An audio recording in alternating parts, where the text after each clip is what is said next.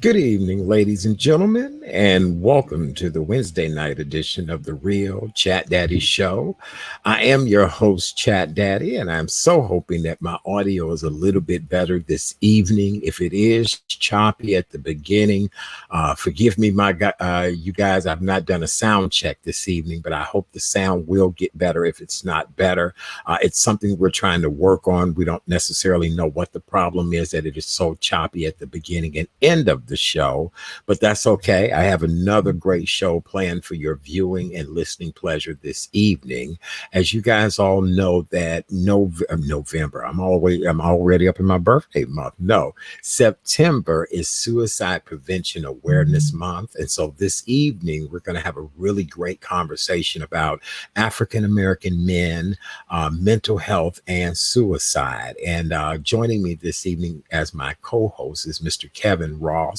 And when he's here with me, we always have a great conversation about just Black men, our whole human race, and things that we should and should not be doing, and how we can live a much better life. And I'm just excited to talk to him this evening about this matter in honor of September being Suicide Prevention Awareness Month. And we'll also give you guys information if you know anyone who is struggling and need help. Okay. All right.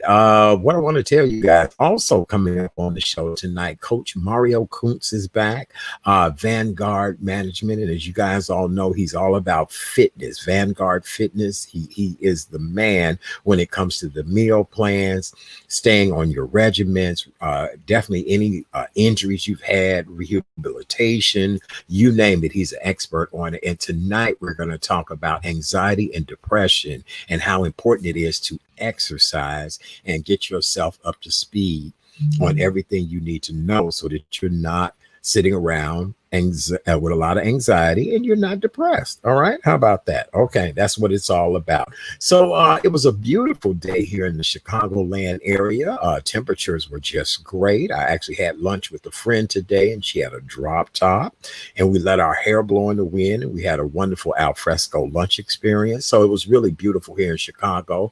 I do want to remind you guys, it is going to get cool the next couple of days. And then next week, we're supposed to expect very good weather next week. It's supposed to be in the high 70s, low 80s next week. All right. So we'll live for that. What else I need to tell you guys? Let me give you the latest Illinois Public Health official numbers. As of today, the Illinois Department of Public Health announced 1,941 newly diagnosed, I can't say it, cases of COVID-19. Unfortunately, we had 35 more fatalities as a result. The rise in the statewide total of cases is now at a tally of 266,151 throughout the course of this pandemic. The state reports a total death toll now of 8,367, with a statewide 7-day rolling positivity rate standing at 3.7%. So hopefully things will be getting better for us around here in the state of Illinois. Our governor is still resisting high school athletes from playing any type of sports this fall. And we'll talk about tonight that the Big Ten is coming back. And I know Kevin is a huge sports fan. So we're going to talk to him in just a minute to see what he thinks about all of this as well, too. Ladies and gentlemen, back again with us. Music executive, all around just great guy. He also is the head of Two Guard Media Group, which is a management, artist development, and creative think tank for those that are creators in the entertainment industry. And who better than to have him at the helm of it? This man has been around the world and back. We just love talking to him on the show. Give it up for our good friend, Mr. Kevin Ross. Ross, boss. What's up, boss? What's happening, brother? How you doing, brother? Can you hear me okay? I can hear you perfectly. Can you hear me okay? It's really low, and I was trying to get my earpiece so I can hear, because I can't hear in that, but that's okay. We're gonna make it work. Okay, so can you hear me enough though that we're able to get through the show? I should be able to. Yeah, we'll be able to make it go. Okay, wonderful. All right. So Kevin, how you doing? How you been surviving and what's new? Man, it's a challenge, and I first of all I have to say, um, all praises to my Lord and Savior, because that's really who's gotten me through prayer and meditation, and really some of the things that I suggested to people in the beginning of this, even as I was going through them myself, is to really Mm-hmm. get back to yourself, really Right. get back to God, really get back to who you are, get back to some of your fears and some of your concerns, and try to better yourselves. We should all be trying to better ourselves during this time, Mm-hmm. when we have such intimate surroundings and opportunities, and Mm-hmm. opportunities to become better with each other as well, opportunities to Mm-hmm. become better friends, family members. Start thinking about someone other than ourselves as individuals. I was Mm-hmm. reading a very interesting article um, on Western civilization. And Mm-hmm. Western civilization, historically, we have been very independent and very singular minded.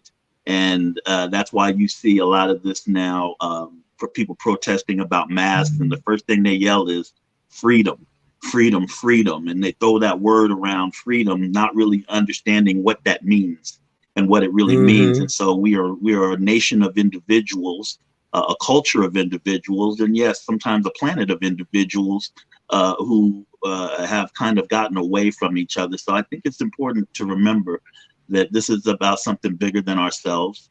Mm-hmm. Even while it is about ourselves and bettering ourselves so that we can be better together. I guess that's the best way to put it. No, you know what? And you make great sense of what you're saying. One of the reasons why I continue to do a platform like this is to continue to encourage people to not give up, encourage people to be the best that they can be, and also realize that, yes, this pandemic is a perfect time for people to pivot and learn to do something else and expand Absolutely. and to expand their horizons. So, yeah, I'm with Absolutely. you. Look, I'm with you 100%. Go ahead. Can you hear me? Did you lose me? Yeah, I Hello. can hear you. Oh, yeah. I thought you were getting ready to say something. No, I was just in agreement with what you were saying. Okay, very good. Well, with that being said, I want to remind everyone that I know what we need to talk about. I was getting ready. I gave the COVID update numbers already. So, Kevin, let's get into the hot topics and news stories of the day. Let's do it. Big Ten football is coming back in October with at least 8 games in 9 weeks. And what do you think about this? Now, the governor of Illinois has said that, high school athletes, football, sports this time of year cannot happen. He's just not having it. All of these suburban areas, these parents are upset. These young people are upset. They're really protesting to go back, in school and to start playing sports. Now that the Big Ten has given the green light and they're going back, what do you think about it? Do you think this is too soon? Do you think this is about greed? What do you think going back to sports is going to do for us? Well, I guess there are two schools of thought for me. The first one is we're dealing with a national health crisis, which means there are some sacrifices that we are going to have to make. Remember, we've really, even though it's 7 months, we've really been in this only just this year, That's since right. March, right? So no one has asked us to um, completely rework our lives and our existence for the for some unforeseeable amount of time. At some point, Mhm. we're going to have a vaccine. At some point, we're going to be able to have some sense of control of this virus. But that time isn't right now. I'm Right, just a right. believer that that time isn't right now. I don't believe Mhm. that it's time for big crowds. I don't believe it's time for contact. We've seen how this virus spreads. First, it was thought only through touch. Now it's through the air. We know that crowds, even if you don't have a crowd, contact to contact, person to person, You've seen the NBA operate within a bubble, and still they manage to have some infections. So just imagine a contact sport like football. Just imagine a contact sport like soccer. You have a baseball team that had 9 members get infected the first day of an actual baseball game, and they had to shut everything down again. You know, my belief is that would it be so bad if we had to do without sports for a year? Would it be so bad if we had to do without entertaining ourselves for a year? Now, as it relates to kids and whatnot, I can understand that, you know, I have to be very clear. I can understand their feelings. You know, they're young. These are their developmental years. These are their opportunities. Some of them opportunities to go to college with perhaps a scholarship or whatnot. So these are all things that you have to take into consideration. I get that. But one of the things you said earlier, and it was very key what you said, is bettering ourselves during this time. And I think I think that we have gotten caught up in, and I've said this a lot lately, and I've taken some heat for it, partially because I'm in the entertainment industry, but I think we as a culture have gotten caught up in these material elements that we have added so much value to, instead of the value of people and the value of us as persons. These aren't football players. These are kids. These aren't just athletes. These are human beings. You know, this is a virus that's affecting. This is one of the very rare instances in history where we have something that affects everybody, whether you catch it or not, whether you are immune or not, whether it affects everybody. And I think that we've been so caught up in, you know, our entertainment and our hospitality, and that's such a big part of our culture. And that I think that we are really crippled by the fact that we can't have that, but that being crippled is here.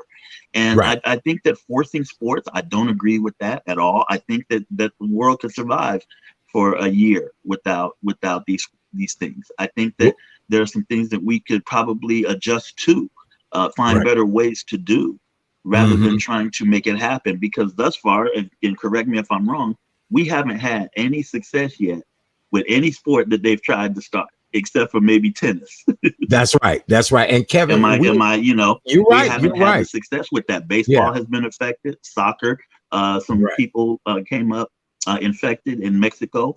You've got here in the United States, as I said earlier, the NBA has had some infections and whatnot, even as careful as they had been playing in a bubble.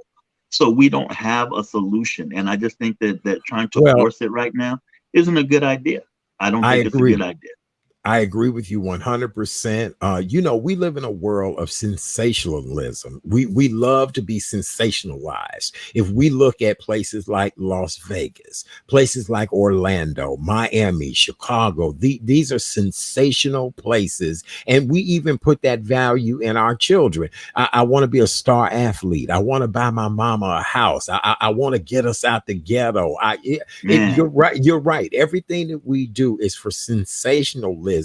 And it's kind of not so much for man. You know, I often post this one saying that things were meant to be used and people were meant to be loved. And now things are being loved and people are being used. And that's a Buddha saying. And the thing is that I agree with that 100%. And as I said in the beginning of this, it's about, you know, stepping back, reinventing and figuring some things out. Now, the one thing that I think I do want to happen, Kevin, is our children to be able to go back into a classroom situation. Absolutely. I agree. I'm noticing so many situations of people saying that just, you know, trying to even keep their child's attention span. Just, you know, you and I both know by the time I get through with this 2-hour show a night, you know, friends of mine said, brother, I don't know how you able to even wash dishes when you're done. Because this is like working, you know, this is a show. And so, you know, we've got to look at these children need to be around other children. They need to have another adult figure direct them, because a lot of times you'll tell your mama no and be disrespectful and not pay attention. And, you know, then she got to whoop you for not, you know, where the teacher will just tell you, turn around, little Johnny, or I'm calling your mother. So yeah, I get that. Hmm. Yeah. Yep. Yep. Yep. And Yep. I think also as it relates to that point, school is a little bit different because school helps us helps us with our developmental skills. It helps Right. us with our people skills. It helps young people develop, I think, as individuals. You have something a bit more hands-on and a bit more intentional when we're talking about school and classrooms. So I absolutely agree. I think the bigger problem is trying um, to take those classrooms and alter them as such so that they are safe while still being effective, and that Right. costs money. That costs a lot of money. I've A seen lot of money. what it costs to have like plastic, plastic dividers and screens and things of that nature, and only certain amounts of students get to be in a certain area, and you can't they can't eat together, they can't, things like that. So there's a cost involved with sending kids back to school. Nevertheless, I do agree with you that school is one of those important components that Yes. I think that young people definitely need, and that our society needs, is to try to make that work. Okay. And here's the thing though, Art. In other countries, they were able to make it work. Why? Because they had a cohesive national response. They dealt with the problem, and then they sent the kids back to school cheerfully. That's the bottom line. Right. It's not as though we don't want to do this. It's simply that our government has not really been as effective as it could be in Yes. terms of allowing that to be able to happen in a safe manner. And you That's and I right. will get into Right. later why there are some, some why some of the stresses that we have on us mentally and emotionally are a Right. result of mixed messaging and poor Yes. messaging. You're right. Okay, well, we're going to continue on with the show. We want to send our thoughts and prayers out to everyone out in California, Oregon, and Washington State. We talked about this on Monday's show, last night's show, and we are continuing to see on national news and our local news stations where this fire has ravaged just quite a bit of just communities, counties, of course, the residual effect of all of the soot and smoke is reaching all parts of the country. They're saying that this fire is not just damaging to the people that it affected there, it's going to be damaging global warming wise, all of that. And so again, our thoughts and prayers go out to everyone out there on the West Coast. And if there's anything that you guys can do to help people out, make sure you choose a reputable source to donate to, but definitely help those people. Give me 1 second, Kevin. And then Hurricane Sally did hit the Gulf Coast, Mobile, Made landfall. Alabama. Landfall. It did. It slowly but surely came. So we want to keep those people in our thoughts and prayers. A lot of them are without electricity, flood waters, things like that. And Kevin, I said last night, all of this stuff is a biblical proportion, my friend. A pandemic, the lands are burning and flooding look, team too much, Kevin. What were you gonna say? Yes. Mm-hmm. Absolutely. And to echo your point, my mother lives in Sacramento, and we Right. spoke the other day. And just to give you an idea, Sacramento is nowhere near ground zero Right. of these fires. But my mother says that every day ash lands on her patio. She Mm-hmm. works out in the garden. She likes to work in the garden, and ash is coming down from the skies, and she's hundreds of miles away Mm-hmm. from these fires. So the effect is far reaching, and will be long lasting, because Mm-hmm. we can't replace these trees. The Mm-hmm. effect that it's going to have on our environment and our climate is going Right. to be significant. Plants help recycle oxygen. They're a very big part Mm-hmm. of our environment. Mm-hmm. And I think as much as we have seen certain parts of our government pay attention to this, I think on a broader scale, we have failed to pay attention to global warming, and we failed to pay attention Mm-hmm. to some of the elements that are affecting our global system, our ecosystem. And now Yes. we're seeing that there can be a heavy price to be paid for that. Well, I explained on last night's show, we were talking about this. We had a great show last night, but during Hot Topics, the reason why it was so overcast yesterday in Chicago and other major cities is that ash and soot and smoke was actually blowing our direction, and Mm-hmm. that's what caused us to have an overcast. And I was noticing on the world news tonight where they were saying that effect is going to spread even further. And so, we just never know. And then here's the deal: we're in the midst of a pandemic that requires us to wear masks now anyway. So those poor people will never get a break from wearing a mask, even probably when they're in their homes. You know what I'm saying? Because of the filtration system in their homes or whatever, air conditioning, all of that. Yep. Mm-hmm. And then I think too, something else that we need to really look at is understanding different parts of the country. One of the things I liked about the Democratic National Convention, and by the way, I watched both conventions. I did too. I liked the way the Democratic National Convention showed different parts of the country and people actually in their environments. I think too many times we don't have an idea about other parts of our nation and our neighbors and other people. And I get all the time people asking me, am I okay in Chicago, as though I'm going to get shot walking to the grocery store, or, are you okay? Oh, you live on the South Side. Oh, wow. Are you good?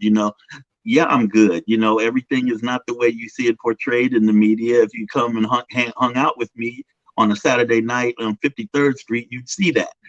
So I think we need to also start entertaining, really and exploring our environments when we have the opportunity again, and not taking and taking advantage of that opportunity now that we see what it's like not to have it.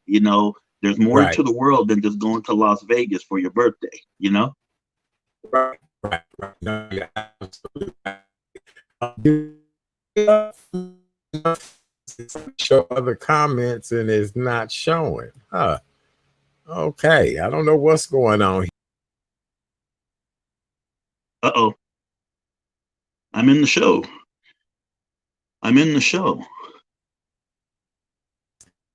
Peeing on his Grammy. Now you're back. Oh, I know. I don't know what's going on. It must be something with the Wi-Fi. Can you hear me though? Yeah, I can now. You started for a while. You sounded like the Charlie Brown teacher, but you good now. I know the womp womp womp womp womp. I know. So, Kevin, I want to talk about Chicago's very own Mr. Kanye West recently took to social media and he peed on his Grammy. So what is that about? And can you help us to understand from the music executive's point of view? Well, first off, my prayers and support go out to Kanye. I have been, there are times where I have been critical of Kanye without really taking into account the fact that Kanye has an actual condition that needs treatment. Kanye needs treatment. Kanye's always been a very kind of a hyper and very energetic, but ever since he lost his mother, I'm just of the mind and of the opinion that he hasn't quite dealt with that properly. And as we discussed tonight, as we discuss mental and emotional health, this fits right into that. You can't have a loss that titanic and not deal with it, and then not expect there to be some far-reaching effects of that. And Kanye is bipolar. He has come out and said this. I'm not saying anything that's not true. This isn't a condemnation or anything of that nature. But Kanye is bipolar, and bipolarity, just by the nature of the condition, is something that needs treatment. It needs medication. It needs treatment. It needs care. And he needs these things. And one of the things I'm starting to see on social media is that And this was told to me by one of my mentors a while ago. When you look at a successful man or woman and you look at their mate, you can see whether or not that person is going to be able to excel and exceed at what they're doing based on who they are with. Now, I agree. Before I agree. everybody I gets agree. upset about Kim Kardashian, before But I everybody agree. thinks I'm bashing her, I'm going Right. to say this. I think that I haven't seen her be as I've seen her be supportive on a surface level. What I haven't seen is her actively going to get the father of her children to get him to get help. And I saw something kind of funny. I'm just going to throw this out there. This isn't me. This is on my social media. They said if he had another woman, if he had two women, there are two women in your life when you're a young man that are going to get you straight. And it's your wife or your girlfriend or your mother. They're going to get you straight if you ain't straight. That's just how our culture operates. That's just how we as a culture, as Black culture, that's how it works. Black women are super strong, have been super strong, have carried the culture, have carried us as people since slavery. That's just what it is. And if he had a stronger influence, I believe he would be in better shape and wouldn't be acting out so much in this manner. I think that he would have, someone else could have helped him seek help, or I would like to see Kim be more active. Let's put it that way so that we can be fair. I would like to see his wife be active. Well, listen, I'm with you on that. I think if his mom was still around, she would have been and said, boy, if you don't get over here, I'm going to put you in a headlock. Okay. And Right. then if he was still with the girl in the song talking about she's a Delta, that sister wouldn't have let that fly either. Remember, he sang about the girlfriend in the song and she's a Delta. He mentioned that she would, right. If sister girl was still around, she too would be like, look, bruh, we need to sit down and get you some help. I'm in the same agreement with what you said about, listen, Kanye rose to fame very fast. And then he turns around and loses his mom while he's doing all of this. And we all know, Kevin, and no slight to the entertainment industry, but once you become a big name person, you are now around a whole different enclave of people. You're not around your boy JW no more from 79th Street. If JW's lucky to still be in your entourage, that's because you done put JW in your contract. But for the most part, you are meeting Amy, Heather, you meeting all different people who are there to take your career to the next level. And you're right, his current wife, she, oh baby, let's put it on the TV show and tell everybody you're bipolar or you know you're schizophrenic. Where if that was, you know, we deal with our issues with our family members like that, you know. Right. And I just think that I don't think that it's healthy.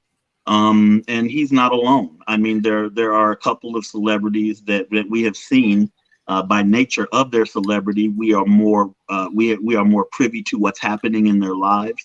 But this pandemic has exacerbated mental health and emotional health. And it doesn't matter whether you're Captain America or whether you're you know, James Bond or whether you're Kanye West. You know, we're all trying to cope with this, and the one of the best ways I think to do that is to really be open and really be honest and seek the treatment that we need in these certain situations. You know, I made it a point when this whole thing started, the pandemic, to call 5 people a week just to check on them. I just called 5 people and just at random. It wasn't someone that it wasn't people I talked to all the time or whatever. I just said, you know, I'm going to call 5 people a week just to, or you know, sometimes 5 people a day. Just take time out of my day just to even leave a message and check on somebody. Because what that did, Art, was not only was I expressing empathy and concern for people, it was helping me cope because I was giving something, and then we can talk. And we are sharing the experience together because, you know, let's face it, man, we're all going through this together. And if you really go back and you look at people's accounting of the last 6 months, 7 months, everybody pretty much has said the same thing. A lot of people were sleeping all day. A lot of people were had heavy anxiety. Some other people couldn't sleep at all. Other people didn't know what time it was, would wake up not knowing what time it was. These were all very similar elements that we were all going through. And so we need to be honest with ourselves about what we go through as people. And I think especially as men, we don't do that. And as Black men, we really don't do that. No, we do not. And that's a part of what we're going to talk about this evening here on the show. But you're absolutely right about that, Kevin. For those of you all that are just joining us, welcome to the Wednesday night edition of the Real Chat Daddy Show. I am your host, Chat Daddy. I am he is I. The gentleman in the box next to me is my good friend, music executive, the creative genius behind Two Guard Media and Entertainment conglomerate. Yes, it's a conglomerate. He's a great guy. He's my co-host here tonight. We're talking about mental health, Black men, and suicide. That's going to be our hot topic coming up in just a few moments. And then later on in the show, Coach Mario Kuntz will stop by, and we're going to talk about exercise to help combat depression and anxiety. All right. It's all about mental health. It's Wellness Wednesday here on the show, and we have a lot to cover and talk about. Do me a favor, go to YouTube, go over to YouTube, hit the subscribe button. The Real Chat Daddy Show. Easy, simple, free, does not cost you anything. Your support would greatly be appreciated. The more people who subscribe to this, the more advertisers will come to the show, as well as go over to Facebook and like the Real Chat Daddy Show on Facebook. Easy, simple. It does not cost you anything as well, too. You can go there and do me that huge favor. I'd appreciate you guys. And then you can always stop by my website, visit therealchatdaddy.com, therealchatdaddy.com. Before we go into our next topic, Kevin, I do want to talk to you a little bit about today. You know, I believe in celebrating national days. And so I have a list. Believe it or not, today is National Day for a lot of things. Today is National Guacamole Day. Are you a fan of guacamole, Kevin? You know, it's interesting. I never liked guacamole because I was never a mayonnaise guy. So anything that resembled the mayonnaise family, a mayonnaise cousin like Julio, the guacamole cousin, mayonnaise, anything like that, I never was a fan of. But I'd say in the last few years, I've actually gotten some really good, when you get the really well-made guacamole from an authentic Mexican restaurant, that's what will increase your appreciation of it. So I can honestly say, yes, I've actually become an avocado dip guy. I've become a guacamole guy. Good. So happy guacamole day. And you're going to make me actually, shameless plug, Trader Joe's. You're going to make me run over to Trader Joe's after the show and get me some guacamole. They do a good job with their guacamole. They really, really do. All right. Today is also National Cinnamon Raisin Bread Day, which is one of my favorites. How do you feel about cinnamon raisin bread, Kevin? I love cinnamon raisin bread. I got to be honest. Sometimes I would eat that for breakfast. Yes. And put me a little. Remember when we would do margarine? And you would put like a whole bunch of margarine on there, so much so that the bread was hanging down by the time you got done with it after toasting. That was me. Yes, I knew a lady. So yeah, I'm definitely a cinnamon raisin bread guy. I knew a lady back in the day. She would say, "Baby, bring me the margarine out the refrigerator." And I used to always joke about the margarine. Yeah, that lady would always say, "Bring me the margarine." By the way, it was nothing but oil. Yeah, I know. She said, "Bring me the margarine." I said, "Okay, all right." When you get older, you find out what's in that stuff that you used to eat. I'm not even going to get into spam. We'll talk about that on another show. All right. So yes, today is National Cinnamon Raisin Bread Day. So make sure you guys enjoy some of that. Today is also National Play-Doh Day. Play-Doh was actually created in Cincinnati, Ohio, by a guy named Joe McVicker, who initially used it as wallpaper cleanser to clean wallpaper. When his father died in 1949, his mother promptly hired him and his brother-in-law to help run the business. But that's what Play-Doh was originally created to remove wallpaper, and now it's something that all children play with. Do you remember playing with Play-Doh? You know what? I did. I was actually pretty proficient with Play-Doh rather. But so a recommendation here, I don't recommend you try to eat it like I did. That's not a good that's not a good thing. I used to try to eat some of the Play-Doh, and that wasn't good. No, okay, no, you can't. If you eat the Play-Doh, you know what gonna come out, like rock. So yeah, don't eat no Play-Doh. Yes. Right. Yeah, it'll lock you up. All right. Today is also National Step Family Day, and National Step Family Day is to recognize the 30% of the American population, 30%, to me, that number is awfully low, of U.S. families who are in step environments. That could be a step parent, sibling, extended family member who all come together to make a family work. And so happy Step Family Day. People who had them stepdaddies and stepmamas and all that, so yes, that's what today is. And then last but not least, today is National Working Parent Day. So let's give it up to all the working parents out there, and especially during this pandemic of trying to balance teaching your kids at home and still trying to work. We want to give you parents a shout out. Maybe have a bottle of wine tonight before you go to bed, or 2 or 3 if you've been homeschooling, or 3. Right. I love it. I love it. So yes, so to everybody, happy Step Family Day. I know y'all wanted to have a barbecue, all of that. I'm sorry, I'm just telling y'all now, but yeah, next year put it on the calendar so you can have your Step Family barbecue. And then today is National Working Parent Day too. All right, so we love you guys. All right, so with that being said, we have finished news and entertainment. Kevin, are you okay? You doing all right? I'm doing good, man. Like I said, I got my Trader Joe's sparkling water.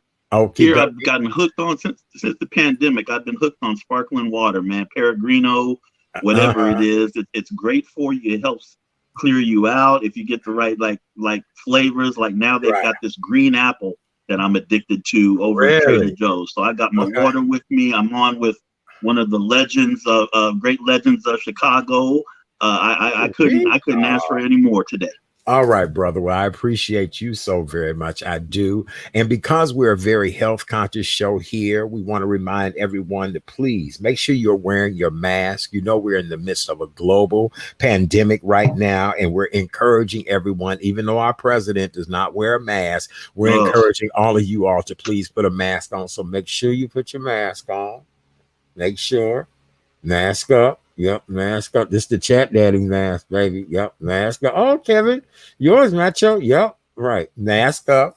I also have my Black Lives Matter. I've even got some new mask fashion tips. If when you're not using it, it hangs over here. Right. Black Lives Matter. So that you don't forget it when you're waiting for the Uber, you put it here. Oh, nice. Okay, very nice. Otherwise, you got to run back upstairs, and the Uber is the meter's running, so you got to put it on your arm so you don't forget it. Yep. Well, what I do is when I have shirts on with pockets, I fold mine up and stick them in my shirt pocket. I do that. We also want to remind you guys to please sanitize. Do what you can to keep your hands clean. Sanitizer. If you don't have soap and water, but we do want you to have soap and water, but sanitizer. Make sure right here. Very good. All right. But soap and water is really key if you don't have sanitizer. We want to remind you guys to please social distance, 6 feet back. Stay off of me. I'll stay off of you. And then last but not least on this show, we always remind you, if your ass is not feeling well, stay your ass in the house. Stay at home. It's simple. It's easy. And you don't hurt nobody. And you won't be at risk of contracting COVID or passing COVID. Right, Kevin? Correct, sir. Right. Keep your ass in the house. All right. Very good. All right. Let me see. Somebody said, Chat Daddy, wear your mask, hand sanitize. Yeah, I got to keep reminding you guys, this is a public awareness show. So we got to keep reminding you guys. All right. So, Kevin, let's move on to our topic. for a long time, it was assumed that Black people really did not commit suicide at a level or a rate that was often thought of or even really looked at by our population. You know, every now and then we would hear of somebody committing suicide. We really wouldn't talk on it. We really wouldn't speak about it. But now more than ever, more Black men are committing suicide than any other race other than middle-aged white women. Black men are now the rising number of suicide cases. Recently, Cowboys quarterback Dak Prescott revealed in an interview with Graham, is it Bensinger? I'm sorry, Bensinger. I couldn't see it right. That his brother cause of death was suicide. And Kevin, as you and I both know, this story kind of went sideways after he revealed about the death of his brother to suicide. And really, it shouldn't have went sideways, because this is really critical when it comes to Black men and suicide, correct? Yeah, absolutely.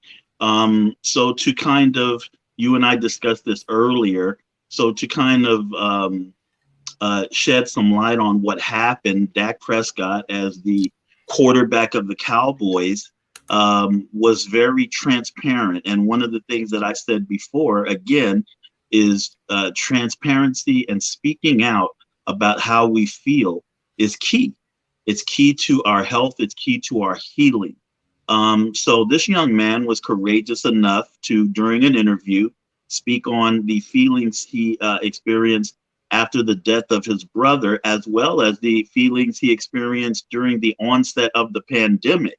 And one of the major elements of that was his deep feelings of anxiety and depression. And the numbers nationally regarding clinical depression are extremely high. Clinical depression is one of the most prevalent things that we're dealing with here in this country. And so he spoke on this. And then there was the host of a show. His name is Skip Bayless. I don't know if a lot of the viewers here ever got to watch Skip Bayless and Stephen A. Smith. They used to be on a show called First Take together, a very popular show on ESPN. Well, Skip moved on to another show. Skip has a history of being controversial. And in this particular case, he was rather insensitive. And his actual what he actually spoke about was Dak Prescott, but he berated him and criticized him for coming out and speaking about being depressed because he was the, quote, leader of America's team, unquote, which takes us right back to the beginning of the show, Art, where we put too much focus on sports. We put too much focus on things that do not matter. It was extremely insensitive. It was extremely ignorant, by the way, to say that as well. There's a level of ignorance attached to that. And saying that he had a responsibility to suck it up and go on out there regardless. Very similar to some other comments that have been made by some former football players. Brian Urlacher made a comment about protesting and Black Lives Matter, and when the players did not want to play after the shooting in Wisconsin, he tried to compare that to Brett Favre going out and playing after the death of his father. No connection there. Where's the connection? No damn connection. See, I can't no connect. See how damn my connection. fingers won't connect?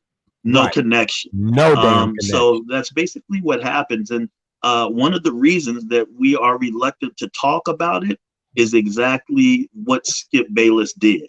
Is one of the very reasons that we as African American men, or men in general, that are reluctant to expose ourselves, is because we open ourselves up to potential criticism and judgment. And so Skip Bayless came under heavy fire for that. He has yet to apologize to this young man for that. And so that's kind of one of the problems that we have in our culture is that this is seen as taboo, when in reality, we should be applauded for speaking out. I agree with you 100%. The Cowboys quarterback also talked about he battled depression earlier this year when the coronavirus pandemic first began here in the United States. And keep in mind, this young man's brother was the caregiver of the mother who died of colon cancer. He was very young, 31 years old. These are all young men that are going through an issue of a mom with a terminal illness. We don't know if the dad was financially stable or support. This is a time when everybody's trying to get their career off the ground or either go through school. And it's a lot of pressure. We don't look at the trauma that just life things happen to people. We were saying last night on the show, let's look at Andrew Gilliam's family. Now that you've confessed you're bisexual, you and your wife have to deal with 3 children that the world now knows their daddy was found in a hotel room naked, laying in his vomit from a drug overdose at an orgy. So now there's 3 children traumatized. There's a wife who's now traumatized, even though she says she knew she married a bisexual man. We are so traumatized, but nobody ever takes a moment, Kevin, to say, wait, hold on. Are you okay? Do you need anything? How can I help you? Is there something I can do to help your level of trauma? We just brush it off. It happened and oh well. And I wonder, why is that such a problem in the Black community, Kevin, more than any other? Because see, my white friends, the whole family went to therapy. You don't hear Black folks saying that. Oh, yeah. Well, I think one of the things that we also have to look at is that we are experiencing levels, trauma on top of trauma, on top of trauma, on top of trauma. We're dealing with a pandemic. We're dealing with an invisible enemy that we can't see, feel, or touch unless you catch the virus, and only 1% of the population actually, catches it and it could pass away from it. So that leaves a whole segment of the population wondering. And there's and with operating in anxiety. So we're dealing with that trauma. Then we're dealing with the trauma of looking at social media and watching social injustice unfold before us. Every day, somebody sends me a video of some type of police interaction that has to do with an African American, generally African American male, or a citizen calling the police on somebody African American. And we have to deal with that on a daily basis. And these are all traumas. These all tax our emotions. Then we have situations like Chadwick Boseman, where we have a figure who is revered within our culture and within our community. And then he passes away. Robert Cool Bell from Kool and the Gang, he passes away. I mean, we're losing people. I don't think I've ever seen this much death in 6 months than I have in 20 years, not back to back to back like we're seeing. And so we're piling trauma on top of trauma, on top of trauma, on top of unemployment, on top of possible eviction, on top of, not being able to go to the hospital, inadequate health care, inadequate unemployment benefits. And keep in mind, we're 48 days from a presidential election, and we all are sitting out here. We don't know whether to shit or go blind with this election. You know what I'm saying? Like the old people used to say, we don't know, because things are so uncertain. It was so funny. I was talking to somebody about making an appointment for November 4th, and the person said to me, I don't know if I'm scheduling any appointments that day, because if things don't go the way we want them to go, we might be on shutdown again. So I don't know. It's a lot of uncertainty in this world we're living in right now. And we have leadership that adds to that uncertainty. That's another problem, is the person who is considered the quote unquote leader of the free world is a problem in and of himself. And he has problems. It's quite obvious. He has certain disorders himself. So he's of no help to us. In fact, he's adding to the anxiety. He's adding to the angst, and Right. he adds to that. We have a government that adds to it at this point. Right. Well, let me give you all some information that you might find eye-opening. Here are the number one, or the list of reasons that Black men consider committing suicide. Number one on the list is psychological distress. Black men go through quite a bit of psychological distress, like you just would not believe, from employment, whether having employment, lack of employment, housing, finances, resources, just a lot of the things that Kevin said. Number two on the list of why Black men commit suicide is because of substance abuse. Number three on the list, Black men have a higher rate or a higher level of being access to lethal means, as far as firearms and weapons, to be able to kill themselves if that's the way they so choose to kill themselves. Number four on the list is social isolation. A lot of Black men feel as if they're alone and they're just in this world by themselves. Number five on the list would be homelessness. A lot of our homeless population. Number six on the list, which I find is so shocking that it's so far down, is exposure to violence is a reason why a lot of Black men commit suicide. Number seven on the list is family dysfunction. Number 8 on the list is not having multiple adaptive coping skills. And I found that to be very interesting, but I thought about this. Kevin, you and I are able to cope in pretty much any situation we're put in. If you and I put on a black tie suit, a tuxedo, shirt, bow tie, shoes, we know to walk in that room and serve it to them. But then you and I also can go down on the low end and see something going down and also know it's time for me to run, because this might be a drug deal going bad, or this might be, you get what I'm saying? Tuxedo or not. Yes. And I learned that many years ago about, I thank God I'm able to maneuver between different situations. I had a friend, I took him to a black tie dinner one time and he couldn't hang with it. He just couldn't even cope with it. It was all too much for him. And so that's a huge factor where a lot of Black men. And then last but not least on the list is racial inequality is a reason. So that's the list. That isn't that sad? Yep. And I think, half of the things that you spoke about are culturally, have been reinforced culturally for most of our history. When you talk about the jobless rate, when you talk about the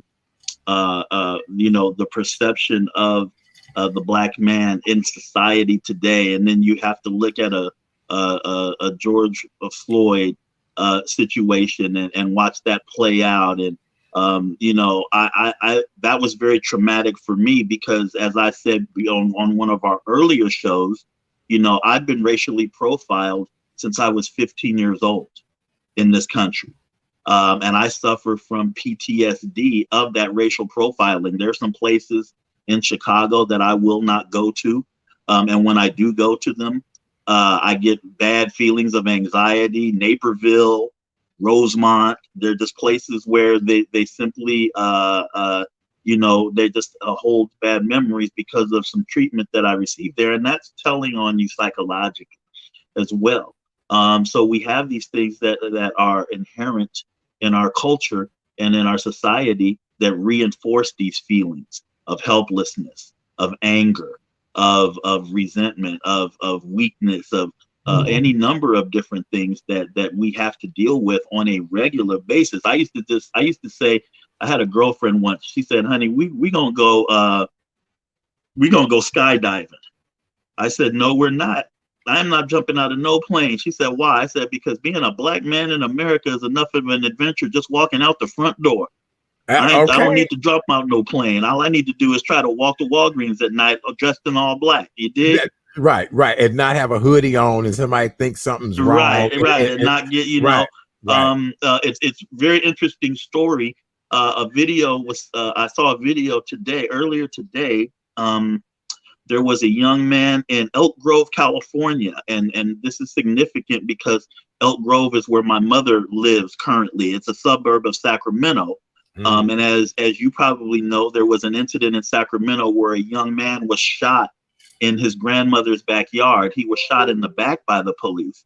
So here we are in Elk Grove, where my mother lives, in a suburb. This young man's 19 years old. He was driving. He ran a stop sign. And so in the video, the police pulled him over. Now, this woman who pulled him over made him get out of the car, got out of her car, asked him if he was on probation or parole. Now, this is for running a stop sign, right? After she has his ID and his registration and all of the paperwork necessary, she gets out of the car, and the whole time she's standing there, her hand is on her gun. So fortunately for this young man, he was in front of his house. He pulled up to his house, and she pulled up behind him. Well, his mother came out, and his mother would not allow for her son to get back in the street, to get back in the car, none of that stuff. She kept her son in the driveway. Next thing you know, you have 8 police units drive up to a traffic stop. And I'm watching this unfold, thinking he ran a stop sign. You asked him if he's on probation or parole. You wouldn't ask that of a white man. There's just no way that you would do that. It sounds even ludicrous for you and I to sit here and say, hey, Art, there was a white guy driving and he ran a stop sign, and the first thing they asked him is he on probation or parole? Does that even sound realistic? That's the culture we live in. Right. So I'm watching this video and I'm watching the stress, and I'm like, man, this is what we live with on a daily basis.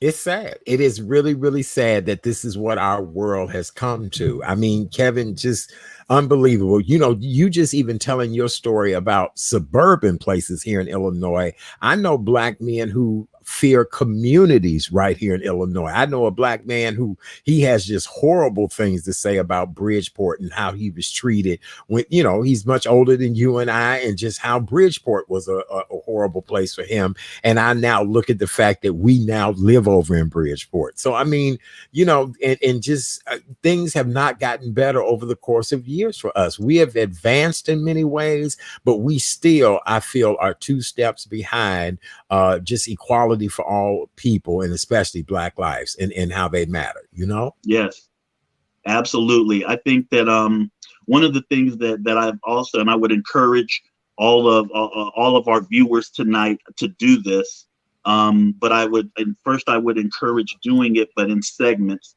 One of the things I've done is I've taken the opportunity to kind of go back.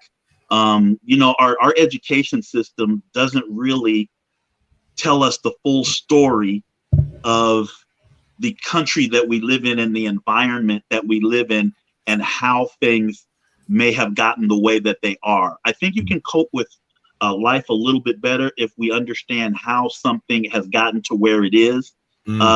So I have very few times where anything surprises me anymore, because now I've read about the Pilgrims and the Indians and the real Thanksgiving, the real George Washington, the real Thomas Jefferson, the real Constitution, and what this country kind of has founded it's founded itself on, the principles that it is supposed to espouse. It doesn't necessarily do that. I think that America is a great country. In theory, right? America could be, if it followed the Constitution, it would be. If all men were created equal, if everyone had their rights, if there was an equal distribution of wealth, if there was an equal accounting of all peoples are Americans, regardless of creed or color. If we treated women better, women didn't even get the right to vote until the last 100 or so years. Right, you know, in this country. Yes. So you have to take a look at kind of where we are and how America can get better. And so I think that I've taken the time to really go back and kind of study these things and understand, oh, so that's why this is that way. That's why, you know, we have you know, law enforcement acts this way, or politicians enact these laws, or this works for this person and not that person. And Yes, I understand fully that Democrats used to be Republicans. I understand that. I understand Abraham Lincoln freed the slaves and he was a Republican, but there's a story behind that. There's reasoning behind all of this, and right. it's very complex. So study a little bit more, man. Let's read a little more. All right. Well, things that we have to change, not only here in Chicago, but across the country. The number one reason, or I'll give you guys the top 4 reasons that Black men do not seek out mental health advice or go see a mental health expert. And here's the number one reason: lack of services being within their neighborhood or in proximity of what they need and want to do. Oftentimes in economically deprived neighborhoods, they have to go to group therapy sessions, and the group therapy sessions may not work for them because, again, when you put 10 dudes in the room, I guarantee you everybody's going to have a different issue in that room. And if it's only an hour-long therapy session, it's probably not going to be effective. No. Number 2 on the list. Right. Number 2 I think the average treatment, my mother is a psychologist. It takes anywhere from 6 months to really discover what's bothering you to a year to actually really get to the treatment elements of it that you can enact in your life in order to help you get better. That's at least a minimum of 12 months right there. Right. You're absolutely right about that. Number 2 on the list is lack of insurance coverage. Most men do not have out-of-pocket costs to go see a therapist. It's cheaper to get a fifth of alcohol and buy a dime bag of weed and whatever else you need to break that stress down before you'll spend that money to go see that therapist. And so that's a huge factor. Number 3 on the list: a lot of men do not want to be associated with the mental health stigma that's attached. Kevin, you and I both know the moment you tell somebody you in therapy or you trying to seek help or whatever, I told you he was crazy. I told you, and that's the stigma that goes along with it. We've all been there, right, Kevin? Absolutely. There's no question about it. I think one of the times that there have been a couple of times I posted on Facebook and I was very open about my struggles with depression.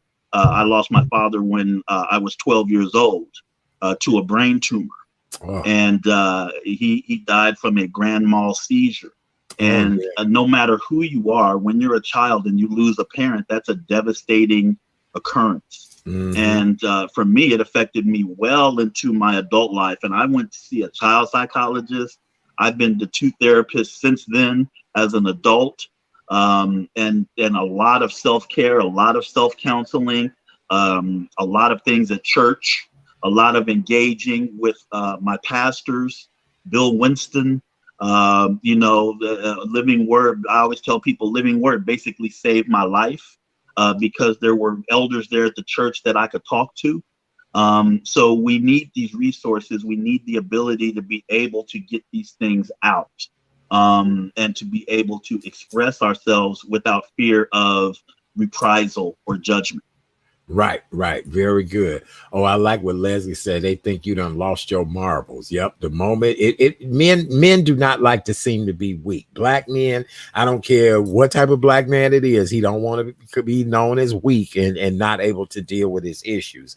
And last on the list is most black men do not trust their doctor or the medical establishment. They think that mental health, seeking the help is all about evaluation, telling your business. They just don't trust the doctor in the medical establishments, and that's something that most of them would have to stop doing, because if you really need the help, then you must do it. Oh, wow. Leslie says she lost her mom at 20 and she swear it's been a real in the last 2 to 3 years. Oh, and absolutely. And she's 52 now. I feel the same way, Leslie. I understand losing my mother. I feel the same way. So I get that. Right. Yes, I do. Yes. Mm-hmm. Right. Yeah, and then something also too is every time we see another loss, we re-experience that trauma over and over again. Mm-hmm. Depending on the circumstances of the certain losses that we might observe in other people or under other circumstances. And so that trauma continues to repeat itself. And we have to continuously perform therapy on ourselves or have therapy performed as we heal from that. Yes. All right. Well, with that being said, ladies and gentlemen, if you or one of your loved ones is feeling any type of feelings of suicidal thoughts, you may have been contemplating, thinking about it, whatever the case may be, we ask that you please reach out to the National Suicide Prevention Lifeline. Again, that's the National Suicide Prevention Lifeline, 1-800-273-8255. Again, that's the National Suicide Prevention Lifeline, 1-800-273-8255. The number is scrolling across the bottom of the screen. We're doing our part to help. September is National Suicide Prevention Month. Kevin, that was a great conversation about Black men, and because I know quite a few guys that have committed suicide, and I just was shocked, just unbelievable that I never in a million years thought those guys would take their life, but they did, and it's very sad. And the unfortunate part about it is people really don't talk about it after it has happened. They just let it go. Yeah, I mean, I think I read somewhere where at least 75% of people, not just Black men or Black people, have had suicidal thoughts, at least one suicidal thought in their lives, at least one or so. I know that I've had a couple of suicidal thoughts in my lifetime. And the other thing too is, as much as the suicide prevention hotline is great, there's nothing like establishing a relationship with someone that you can trust, that you can talk to.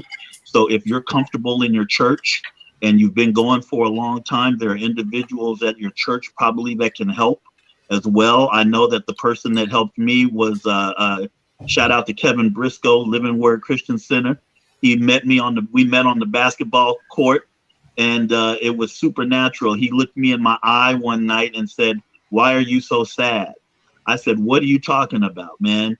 I'm out here balling, baby. I'm shooting threes. I'm having a blast out here. What you talking about?" He said, "No, brother, there's a sadness in you. There's a sadness behind your eyes." And I started talking to him, and he said, "Have you considered going to church?" And I said, "I have not."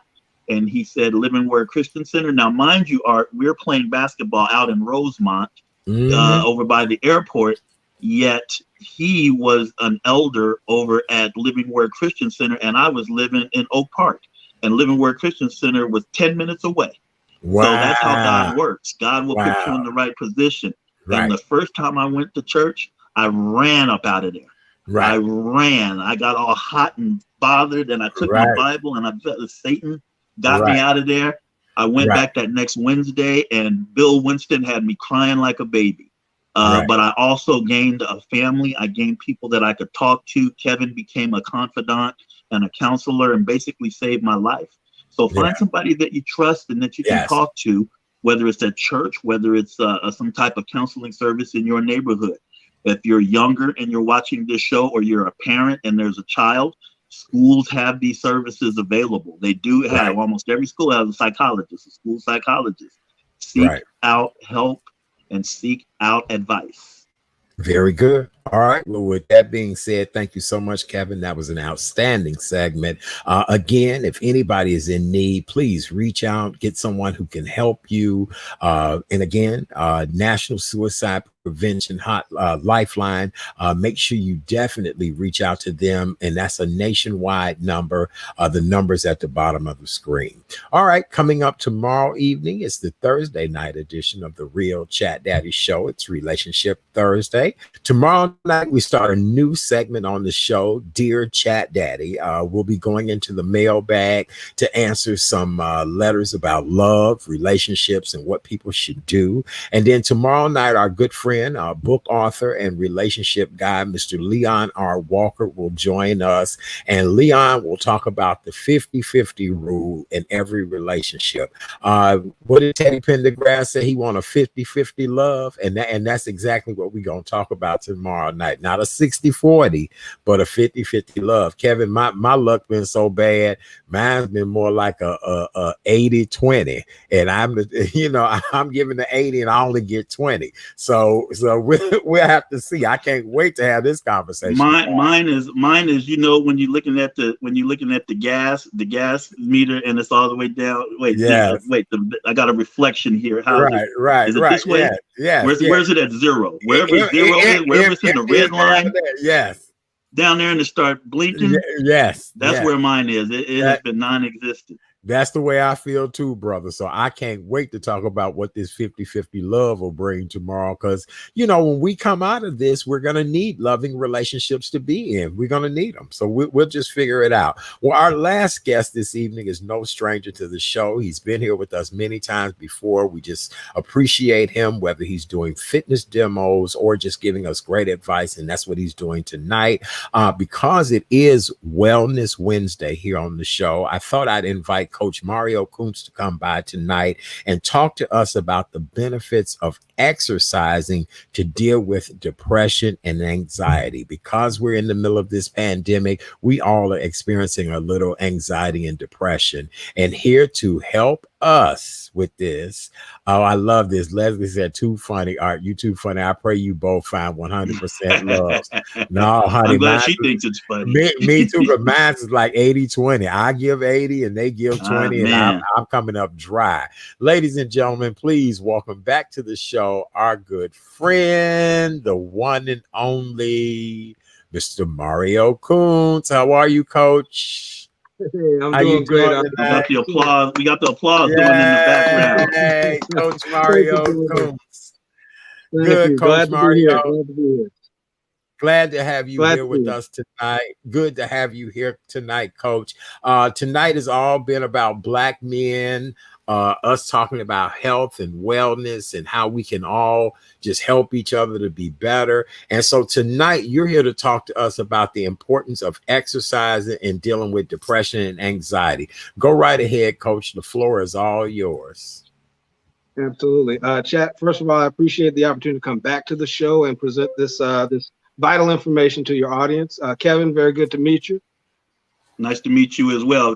Coach got that Keith Washington. You got the Keith Washington look going.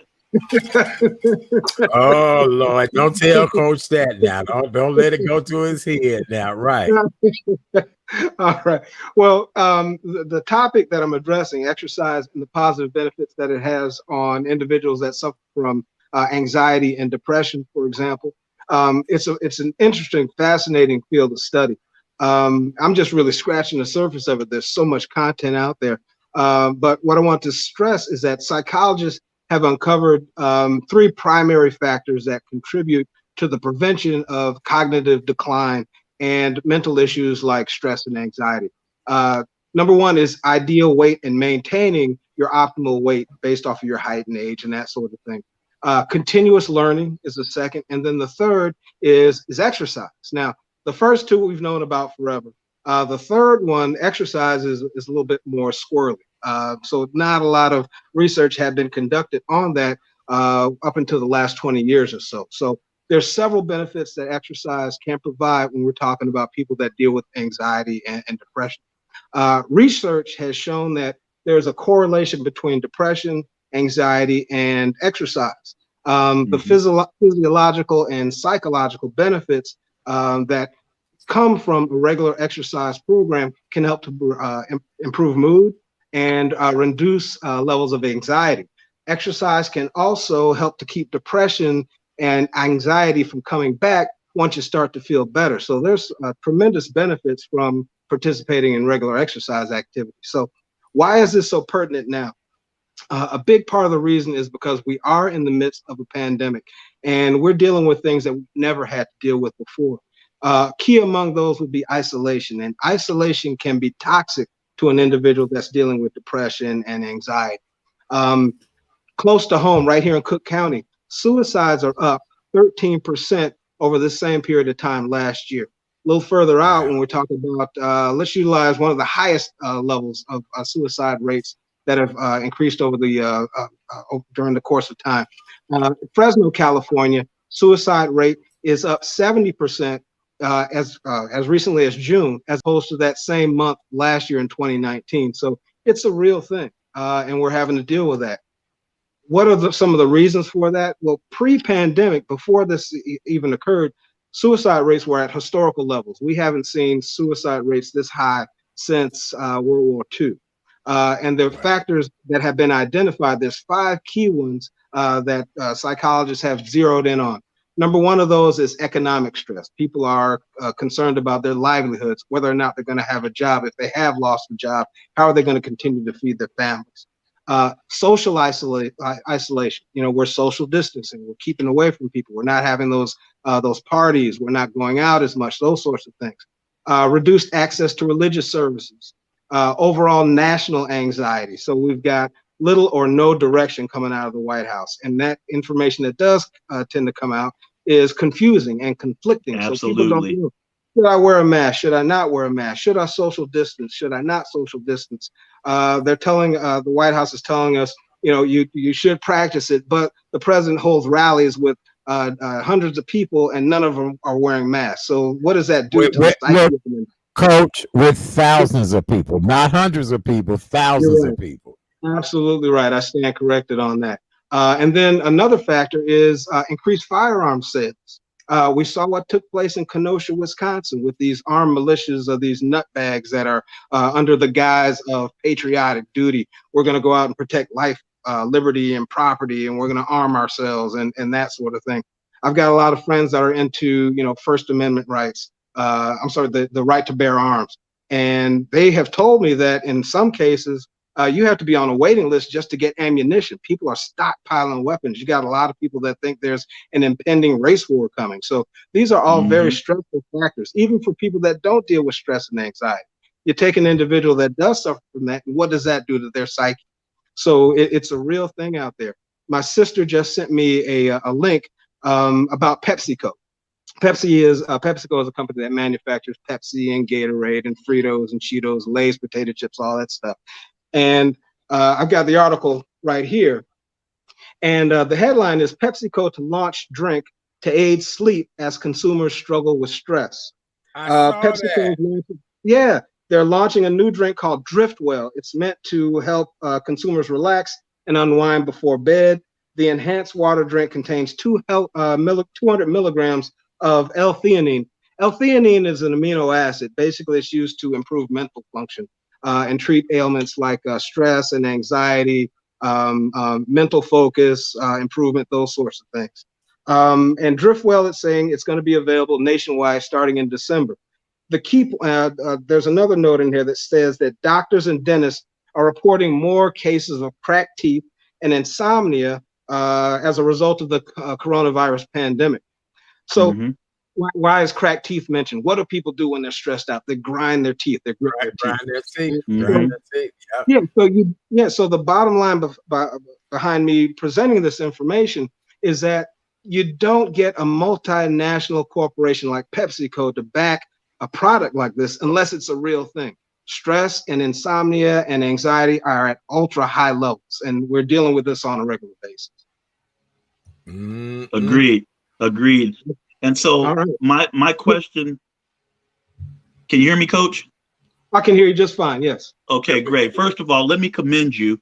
Those were all right on point. I think I mentioned a couple of them earlier with art as it relates to a failure on a national level to provide guidance to us as citizens and guidance to the population, a concise, coherent message.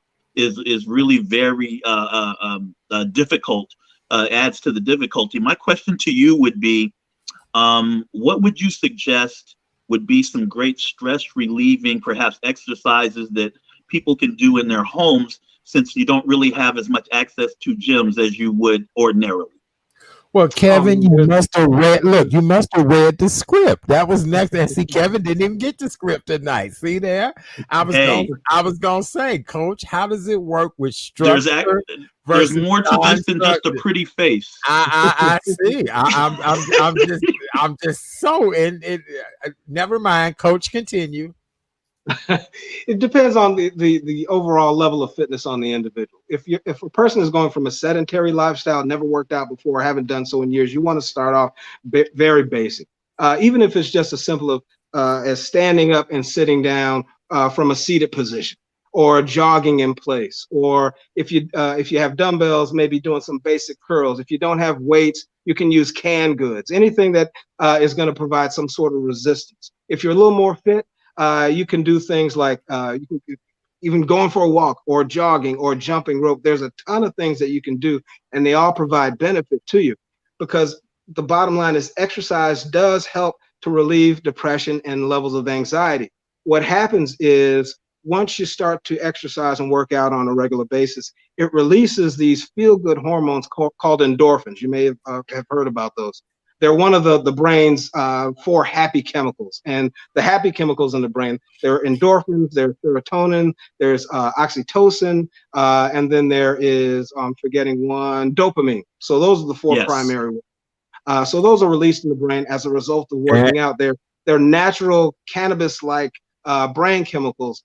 They're called endogenous cannabinoids, and it's basically the same result that you get from marijuana smokers. They get that feeling of euphoria. The same thing happens naturally in the brain as a result of exercising and working out.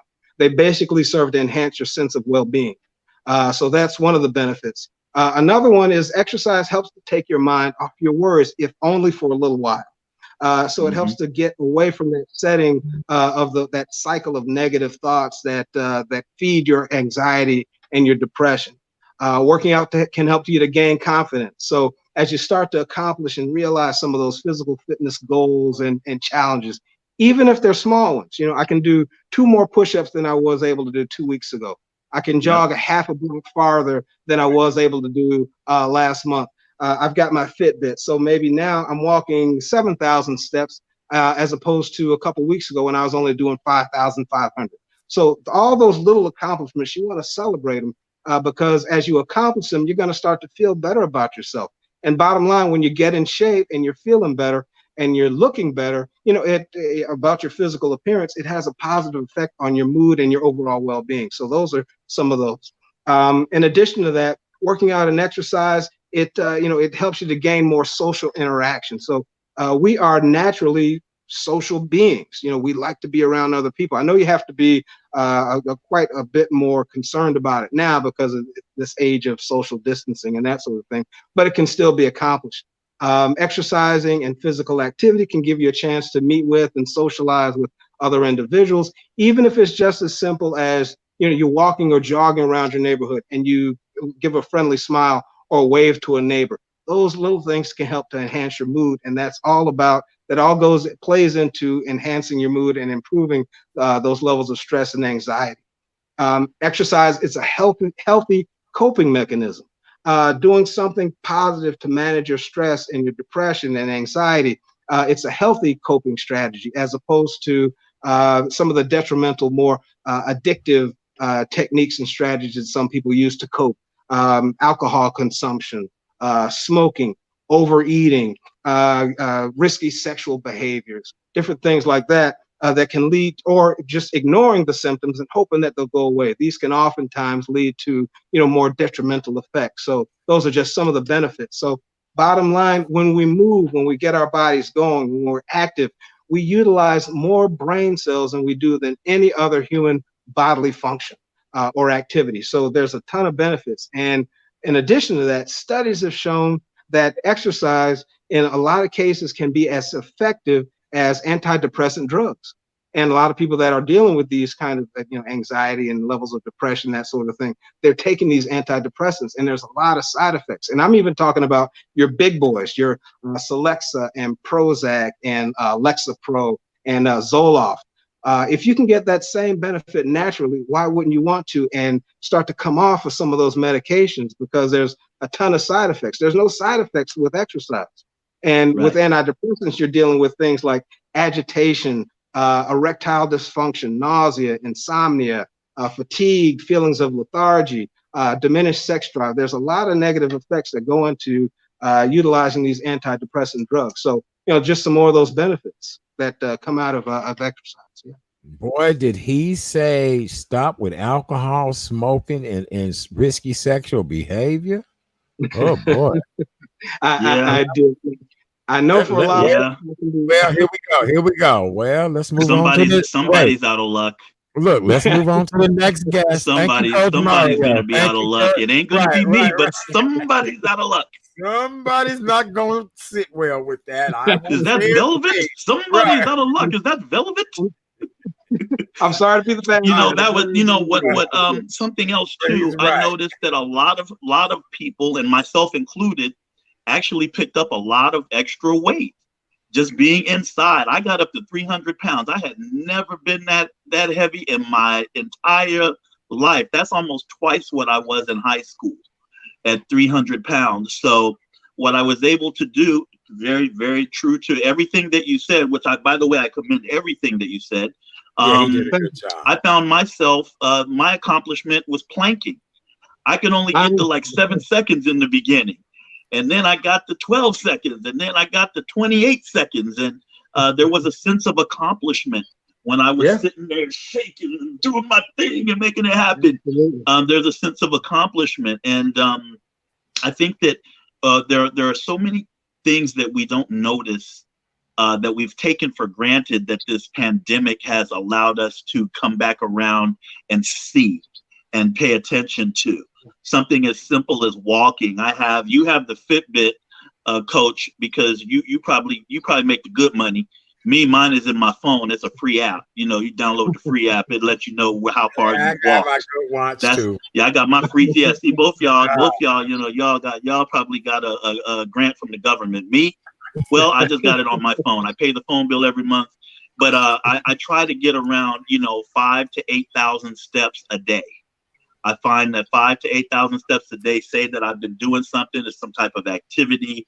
It's generating something. And so I got on the scale the other day, and I found that over the last few weeks, along with my CMOS, shameless plug, I found that I've lost 8 pounds. Nice. And I'm feeling better. I'm looking a little bit thinner here, a little bit better. And that's a direct result of a lot of the things that you suggested. Let that belly go now. Let it go. Don't be sitting there holding that belly here while the show is on. Oh, look at them guns. Look at them guns. Now, all right, Kevin. Trust me, when the doctor said 300 pounds, I almost passed out. I almost fell off the scale. I never have been that heavy ever. And you can tell the difference in your mood. You can tell the difference when you walk. And so it's very vital. The things that you're suggesting, very vital. Very good. All right, continue on, Coach. You be commended on that. To make that sense of accomplishment that you've made in achieving that goal. So that's outstanding. Keep that going. Yes, absolutely. So that leads me to the next phase. So a lot of people ask, well, do I need to participate in structured exercise, or does it have to be non-structured? So when I'm talking about that, I'm talking about structured exercise, you know, classes like Zumba classes or boot camps or you know, any type of group activity. And research has shown that physical activity, even as basic as like the walking that you were talking about, and not just formal exercise programs, can help to improve your mood. So physical activity and exercise, they're not the same thing. A lot of times people are confused that. So physical activity, basically we're talking about anything that works your muscles and requires energy in order to be performed. So these could be activities that you engage in at work. Maybe you have to walk around a big plant, or maybe you're lifting boxes or whatever the case might be. It could be household chores. It could be leisure activities. All these things are physical activities. So examples would be washing your car, gardening, walking around the block. Okay. Exercise, on the contrary, is basically, it's planned, it's structured. They're repetitive body movements that are done to improve your physical or maintain your physical appearance or levels of fitness. So those are the deciphering factors between the two. Running, shooting basketball, swimming, weightlifting. So basically any physical activity that gets you off the couch, gets you moving, can serve to help to improve your mood. So that's important to recognize. And one of the things that I suggest is to broaden your view of what you perceive exercise to be. Even adding small amounts of physical activity into your daily routine can be beneficial. Taking the stairs instead of the escalator or the elevator. Parking at the far end of a parking lot and getting in a few extra steps, as long as it's safe.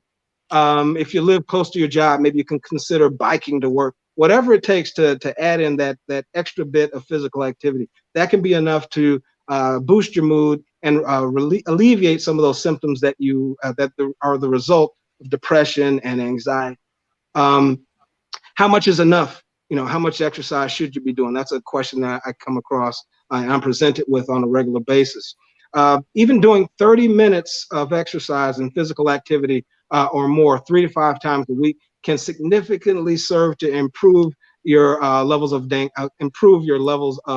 anxiety and depression by reducing them. Even smaller amounts, like 10 to 15 minutes a day, or as little as can serve to make a difference. So it doesn't take a whole lot. Now, the caveat to that is that the mental health benefits of physical exercise and activity can only last, or typically will only last, when you stick to it over the long term. So this needs to be a lifestyle change. It's not something that you do for the short term.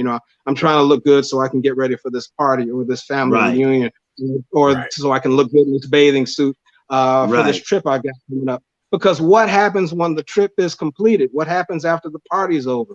Do you go back to your old ways? You don't want to do that. So you want to make this something that's continuous. So that's a good reason to try to find activities that you enjoy doing, because you're simply going to be more likely to stick with them. A big stumbling block that a lot of people run into is, well, how do I get started? How do I stay motivated? There's several tips and strategies that you can utilize to accomplish that. Identify what it is that you enjoy doing. Not everybody likes jogging, so maybe you prefer tennis, maybe you prefer swimming. You want to make sure that if you have been diagnosed with a mental disorder like anxiety or depression, you want to make sure that you get the input from your mental health professional or doctor. That person is going to help to direct you in the proper direction, so that you're making sure that you're accomplishing your goals in a safe manner. Set reasonable goals. A lot of people just try to take on the world all at one time. They want to, accomplish. They want to get back to their the high school shape. They want to lose a tremendous amount of That's me. weight, and you want to do it all in one time. So just like when I work with individuals for weight loss, one of the things that I tell them when they get frustrated, listen, that weight did not come on overnight. It's not going to go overweight overnight. So you want to stick with the process, practice patience. It will come. You just have to be determined and diligent with it. Don't think of exercise as a physical activity as a chore. It's just like me. I don't like cleaning out the shower. I don't like scrubbing the toilet. However, it's something that's necessary and I need to be doing. But because I look at it as drudgery, I'm less likely to do it. I don't do it as often as I should. Exercise the same way. If you look at it as, oh, I got to go work out today, I don't feel like it. What's going to happen? You're going to be more reluctant to do it, and you're going to be more likely to discontinue that activity. So change your perception of exercise and the benefit that you're going to get from it. Work to analyze your barriers to physical fitness and exercise. Why is it that you don't like exercising? Is it because you don't feel comfortable in a gym setting? Well, if that's the case, maybe you're going to receive more benefit by exercising or working out at home.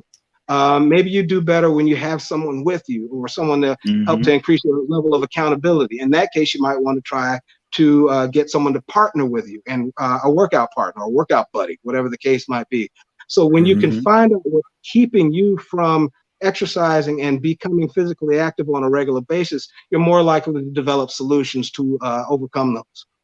Finally, prepare yourself for obstacles and setbacks. They're going to come. Exercise and physical activity and working out can be strenuous. It can be draining. It can be tiring. You're going to be sore. That's all going to come. It's all part of the process, but don't allow it to deter you from your overall goal, because the goal is you're trying to improve your mental health, your mental well-being. So stay on target as far as that goes. Okay. Oh, sorry. Go ahead. I didn't mean to cut you off. No. I was agreeing. I was saying, okay. I was agreeing with you. I'm that guy who wanted about 50 of them pounds off in a week. which was not going to happen. It was very unrealistic. Kevin, you was trying to get into your mankini for summer. You was trying to get into your Speedos. Look, let me tell you something. There's no feeling worse than trying to put a shirt on that you used to be able to put a t-shirt on easily, and you struggling like Dwight Howard, what I call the schmedium. When Dwight Howard, all his clothes look like they way too small. Right. Well, Kevin, what you could do, hang on to that shirt, because that's what I did, Coach. That's exactly the key. I did not go out and buy extra larges. I did not go out and change the sizes of the clothes. I said my goal is to get back into them. My goal is to get into them. Yeah, and nobody has to see it. I mean, you're trying on that shirt in the privacy of your own home or whatever. But as you start to make those improvements in it, it's fitting a little better. That's something to keep you motivated. Whatever it takes to keep it on track. I find that you lose inches before you lose pounds. So your progress works a little bit better. You will lose inches first, and then the pounds for me came off. The 7-8 pounds came off, but I went from an extra large down to fairly comfortable large, and I was good after that. There you go, and that's what it takes. So it's like you said, you want to lose all of it at one time in a lot of cases, and it goes back to that old adage, what's the best way to eat an elephant? One bite at a time. So physical fitness and achieving those goals is exactly the same way. When an individual is dealing with depression and anxiety, a lot of questions. Do I need to inform my doctor about this? I'm just working out. I'm just exercising, that sort of thing.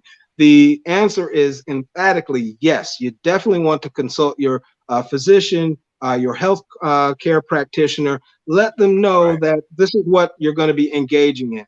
If that medical professional is worth their salt, they're going to ask certain questions. They're going to want to know about what types of activities are you planning to engage in, how much, how frequently you're going to be planning to work out, how long each exercise session is going to last in terms of duration.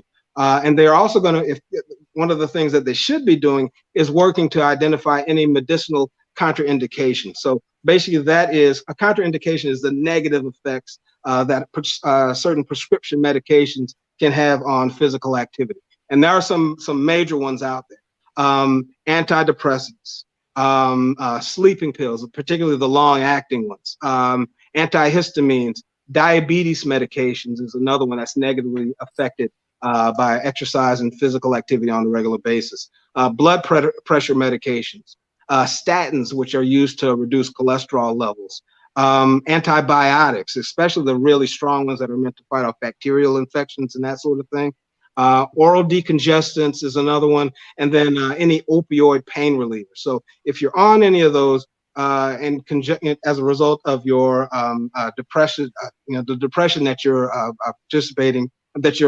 experiencing, you definitely want to make sure that you consult your physician before you engage in any physical activity. So it's important to note, I'm not a psychologist, that exercise is not a substitute for talk therapy, also known as psychotherapy.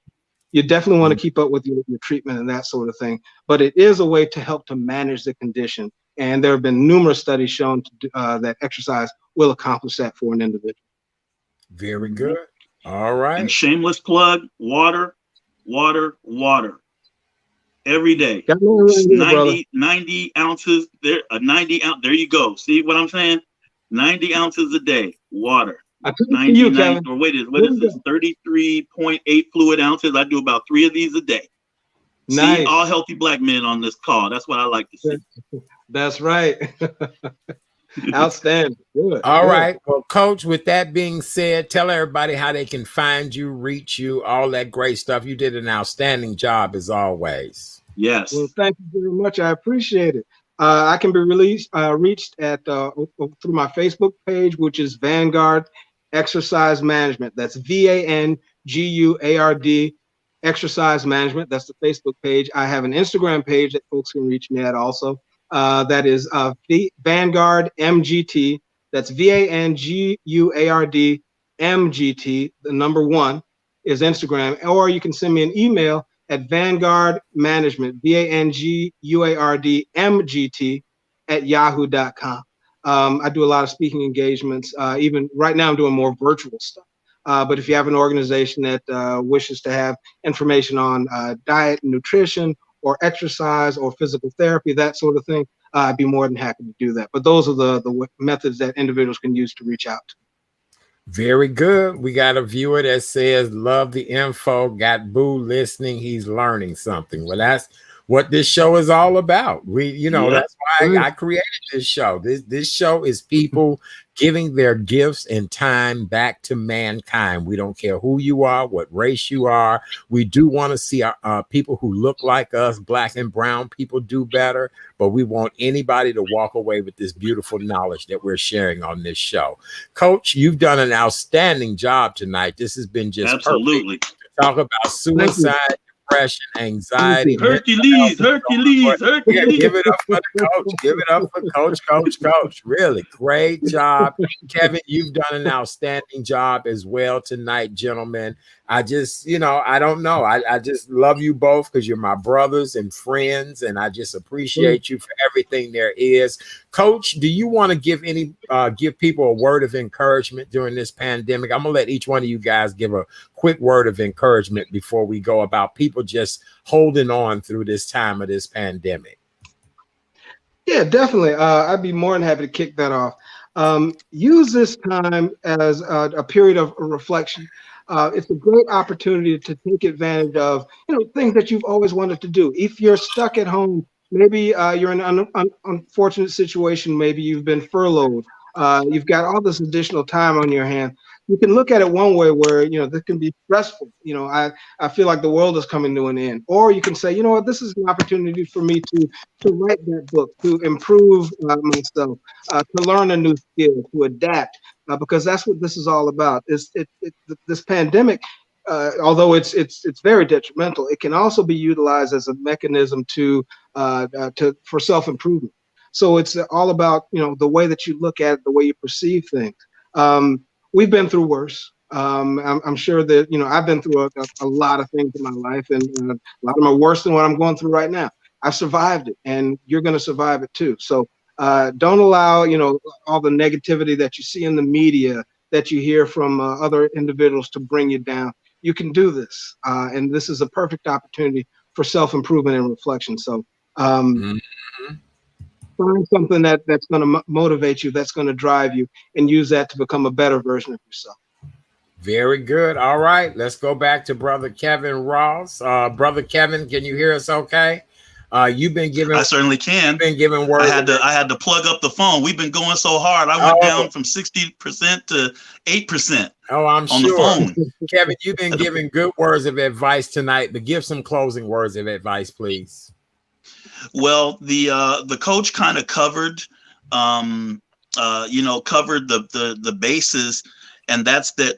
We should be using this time. I know it's hard to hear this, and it sounds like a commercial, but I'm going to echo what the coach said. We should be using this time to better ourselves. As I said before, I've done a lot more reading. I've been watching YouTube and Google and learning a lot more. I've learned so much about just different elements of our being as human beings, about our culture, about our state of mind. I've taken up reading about chakras, our spiritual health, things like that. Take the time to really start kind of researching some things. If you've ever had questions about things, kind of start seeking those answers out. One thing I will suggest, do not continue to watch social media all the time. Unplug every once in a while. Don't watch television all the time, because it's really not a lot of great news coming right now. So do enough to stay informed, but don't become attached and addicted to it, because it can cause there can be negative effects from that as well. In terms of our mood and in terms of being able to cope on a regular basis. So just keep learning, keep growing, check on somebody other than yourself. You may be going through something, and it may be tough to conceive of checking on somebody else, but let's start getting into the habit as people of thinking about someone other than ourselves. Even if you just call one person a day, or if you've had a disagreement with somebody, I've had to learn humility.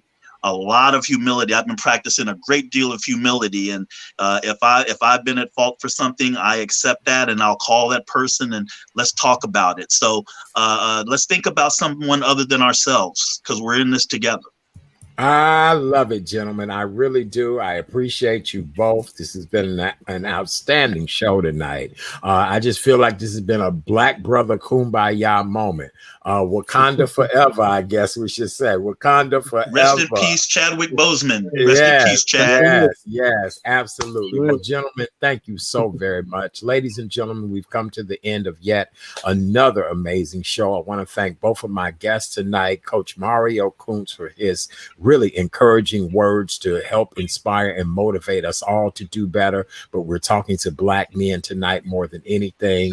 Thank you to my host, the one and only Mr. Kevin Ross, my co-host tonight. He did an outstanding job. We got a lot of great feedback, you guys. Yay. Good. Very good. A lot of wonderful feedback. Well, ladies and gentlemen, as you guys all know, for more information about yours truly, you can always go over to therealchatdaddy.com. Let me see, where is it at? Therealchatdaddy.com. Easy, simple, go right there. Do me a favor, go over to YouTube, subscribe to The Real Chat Daddy Show, and go over to Facebook and subscribe to that page as well too. All right, gentlemen, well, God bless you both. I appreciate you spending your Wednesday night with me. Let's see, I think we got more feedback. Oh, everybody did love the show. Yay, a round of applause. All right, gentlemen. Fantastic. Well, good night, everybody. We love you guys. We'll see you all soon. Have a great night. And Peace. We're out of here. Bye.